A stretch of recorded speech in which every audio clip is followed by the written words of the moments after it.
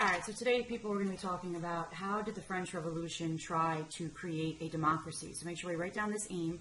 Now remember, last time we were talking about the French Revolution, we were talking about the reasons leading up to the French Revolution and why the French people felt that they were entitled to revolt. So we were talking about this, the economic situation in France and the social situation in France, and how the king basically had all of the power and all the changes that wanted to be made. So we left off with this. The Third Estate decided to break away from the Estates General. They made the oath of the tennis court. They created a National Assembly, and they were going to begin to change the government for France. So that takes us then to our first question. How did the revolutionaries destroy the old regime? So if we think about what we were talking about in class and some of the things that the French did not like, or the Third Estate did not like about the French system, let's think about some of the changes that the French are going to make, or the Third Estate is going to make soon into the beginning of the revolution. So one of the first things they got rid of is they got rid of the aristocratic privileges. So they abolished the tax exemptions for the nobles and the clergy and the feudal rights that the Second Estate had. I talked about this, I think, in period 3, but I don't know if I went into it too much in period 6 and 8. But the nobles had certain rights prior to the revolution beginning. Say, for instance, that 100 or 200 years ago, when there still was serfdom, a particular area of land owned now by a peasant would have been owned by a noble lord in the instances of feudalism. So now that peasant, 300 years in the future, now in the 18th century leading up to the revolution, wanted to sell their land. The noble, who centuries before his ancestor would have been this peasant's ancestor's noble lord, would get a portion of the sale of the crop, of the sale of the land. So there was all of these feudal dues that the peasants were still responsible to pay to the nobles, even though there was no longer serfdom. So that was one thing that the Third Estate abolished, along with the exemption of taxes. And if we look at this picture that I have here, you can kind of see now the attitude towards the First and Second Estate. So we see these two figures here, very richly dressed. This guy right here and the lady over here, they're both very richly dressed. And here is the carriage driver kind of sitting back laughing as the dog is kicking up mud onto their dresses, onto their clothes. So we can kind of see this attitude now that the Third Estate now has for the Second Estate, now that they've lost all of their privileges. One of the things that the Third Estate drew up during the National Assembly was something called the Declaration of the Rights of Man and Citizen. And that's something that we're actually going to read about in class. But this was a very important document for the French people. It's kind of based on, in some ways, the English Bill of Rights, our own Constitution of the United States, in addition to all the ideas that were going on in the Enlightenment and all those various Enlightenment thinkers that we were talking about in class a couple weeks ago. And if we look at this image, and if you read the text that I have next to the image, you can see that there's a lot of symbolism in the way that this declaration was presented to the people. And so we see here the fact that it is arranged as tablets, and that was done deliberately to mimic the Ten Commandments, so that this was like a religious, this document was almost to the level of religion, that it was the handiwork of God. And that's reinforced by the all-seeing eye, which is supposed to kind of represent God. In addition, there's also some Masonic imagery and also Roman Republican imagery. This right here in the center of the two tablets is something called the fasces. And so basically it's a Roman allegory. It's a bundle of rods, bundles of sticks, kind of tied together with an axe on the end. And it was a symbol of the Roman Republic. The idea was, you have one rod, one stick, you can break it against your leg, it'll break. But if they're all tied together as a bundle, they're not going to be able to break.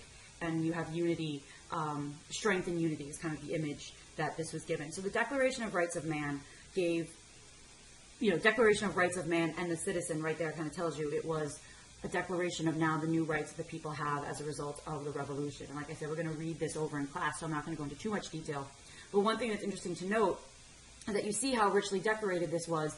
These were printed and distributed, and the French people were so proud of this document that they would frame it and hang it up on their homes. They were so proud of these new rights that they were beginning to get. Now, the French king was not on board with all of these various different changes. We already know the French king, tried to lock the National Assembly out, thinking maybe they would just go home. He tried to send in troops to disperse it, and that led to the fall of the Bastille. So the king refused to agree to the abolition of feudalism, and he refused to accept the Declaration of Rights of Man and Citizen. And the French people were getting very, very angry. And also remember, the king is living in that huge palace in Versailles, 16 miles outside of Paris. And what also we see going on during this time period, and we talked about this also in class, the rising cost of food, the stagnant wages, the rising cost of rent. So the poor classes are really being pushed upon. And the women were feeling this the most because they were the ones who were responsible for going out and purchasing the food, purchasing the bread, or, buying the ingredients to make the bread for the household. And they were realizing just how much this increase in prices was really affecting them, and there were all these food riots. So the women got very upset hearing that the king was not accepting these changes, and thousands of women decided to march to Versailles to force the king to accept. They broke into Versailles, they killed the guards, they put their heads on pikes, they dragged the king and queen out of their beds, and they made the royal family come to live in Paris. And that's something that's referred to as the March on Versailles. And if we look at this image here, we see this is the king being brought back, returning from the March on Versailles, and the women and the guardsmen are displaying the heads of the troops, and you can see it right there, who had confronted them. And then all of these tree branches here kind of flying up in the background, those all represent like the tree of liberty, which is going to be another imagery we're going to see a lot during the revolution. So women did get involved in the revolution. We're going to talk about that actually in class as well.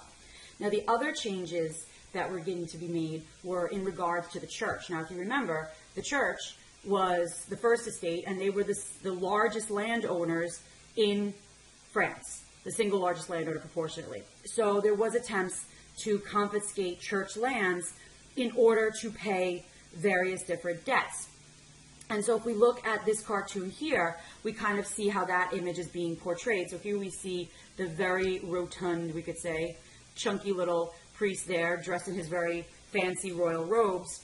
And then this guy here is being put into a vice, and he's being squeezed, and out pops tiny, skinny little priests. So this idea that they are taking away the overblown wealth of the church. And in 1790, the church was forced to submit to something called the Civil Constitution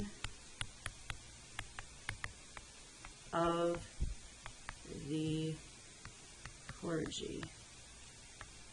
And so what the Civil Constitution of the Clergy did, this was a pretty radical change. You remember, with the First Estate was a microcosm of all of French society. So some of the lower priests were on board with the changes that were going on in France, and they were supportive of the ideas of the changes that needed to be done for France. This is going to kind of split the French church, and it's going to be kind of a pretty controversial move that the National Assembly decided to do. First off, all bishops and priests were going to be elected officials paid for by the new government. Now, this immediately is going to cause problems because church officials choose their members of the church, particularly led by the Pope, and the Pope is really not going to be too happy with this. In addition, they had to swear an oath of an allegiance to the Civil Constitution of the Clergy. And so basically about 54% of the clergy took this oath. That means that 46% of the clergy did not take this oath. That 46% of the clergy that did not take this oath were referred to as refractory priests. Refractory priests. And they were seen as enemies of the revolution. And they became targets of the revolution as we're going to move into the Reign of Terror. Now, this was a pretty big problem because when you're dealing with the people living out in the peasants living out in the villages of France, their priest is the most important figure in their lives. Their priest is there when they are first born. Their priest is there when they die and they take their last breaths and they give their last rites. So the priest is a central figure to them. So now the priests are torn because the Pope is telling them they can't take this oath. And so like I said, 46% of the clergy decided not to take this oath. And that means that the peasants have to say, are they going to go with their priest, this person who has this very profound impact in their daily lives, or are they going to go along with this distant concept of Paris and all of these crazy changes that are going on? Now remember, France is a big country. Paris is very far away. Many of these peasants never left their villages, so they have no concept of what's going on in Paris. And when it comes down to who are they going to side with, they're going to side with their priests. And so we're starting to see a division developing within France that's going to take us into what's known as the Reign of Terror. But if we look at this image here, we show crowds of massacring refractory clergy. So those clergy that did not take this oath became enemies of the government and the revolution. And at the bottom here, we see this was images of a prison that had been used to incarcerate prostitutes, where approximately 300 refractory clergy were executed. And you could see this clergy member right there, I think that's a nun, is about to get her head chopped off by this man right here. We see this guy has his axe raised on the head. This person's holding somebody's head. So we could see they kind of basically turned against the revolution. So some historians talk about this as being kind of one of the ways that the revolution kind of went a little bit off. Now, again, like I said, there was a lot of divisions now beginning to grow within France. So that takes us to the second question. Why were the moderates unable to control France? So we're starting to see a division develop between the National Assembly and these revolutionaries. So I want to explain a little about this. I'm going to create a new slide just so I have a blank slide to write on. So within the French Revolution, there was a group called the Jacobins. And the Jacobins were basically those members of the Third Estate who had wanted to create a new government. All these people that are leading this revolution that we've been talking about. Now, these people, the Jacobins, used to meet at these various different clubs, and they would kind of get together and start discussing all the changes they wanted to see for France on the eve of the calling of the Estates General. So the Jacobins are going to split into two different groups. One group is going to be called the Girondins, and the other group is going to be called the Mountain. So now the Girondins were your more moderates, and the Mountains were your more radicals. So there's going to be basically a showdown between these two groups, between the Mountain and between the Girondins. And in the end, it's going to be the Mountain that wins, and in the end, we're going to see France move towards a reign of terror. Now, the reason why the Mountain is called the Mountain is, if you look at this picture here, the rooms in which they would meet were kind of almost had like the stadium seating, and the Mountains would always sit at the top, and so that's why they were beginning to be called the Mountains, because they were at the top of the thing. Now, the king, like I said before, is beginning to kind of like fight back against, he's not really on board with all these changes that are being made. Now, by 1791, we do see that the National Assembly has finished writing their new constitution. It is a limited constitutional monarchy. So they kept the king in place. The king was still going to be there. They were going to create a legislative assembly. Now, the legislative assembly would sit for 2-year terms, and there would be 745 representatives. Now, they were voted in, but the system was incredibly an indirect voting system. So let me just explain to you. So if you were 25, you were 25 years old, and you paid taxes equal to 3 days of unskilled labor, you were allowed to vote for an elector. In order to be an elector, you had to pay taxes equal to 10 days of labor per year. In all of France, there were only 50,000 people that qualified to be electors. The electors then chose deputies, and to be a deputy, you had to pay 54 days of basically taxes equivalent of 54 days of labor every year.